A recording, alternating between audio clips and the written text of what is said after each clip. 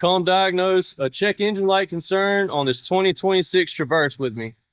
So I've gone ahead and scanned the vehicle, and the only code we have is a P2816 for the transmission control solenoid valve 8. And that deals with the solenoid valve that controls fluid pressure for the torque converter clutch.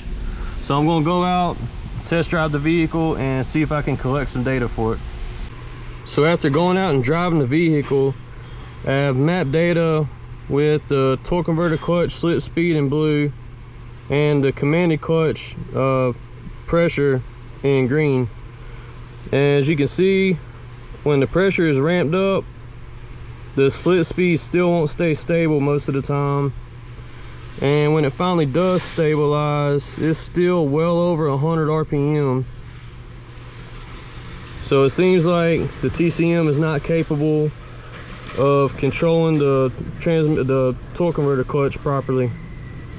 So I believe my next step is going to be taking this cover off and having a look at the valve body and see if we can see anything out of the ordinary or something that didn't go right during assembly.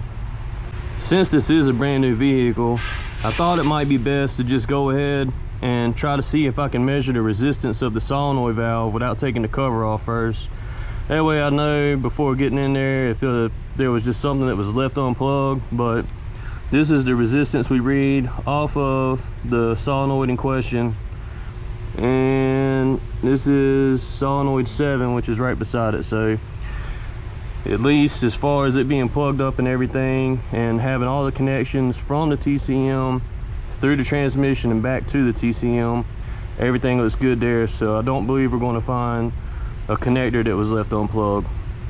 So it looks like the scan tool will actually display the current commanded and the actual for that circuit, but just to make sure it's actually sending something out, you can see with the oscilloscope, each time the current is ramped up more, it increases. So it looks like the TCM is doing its job.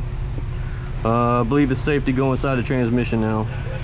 So I went ahead and took the transmission out. I'm gonna have to make this a part 2 so it's not too long of a video. So it could still be the valve body.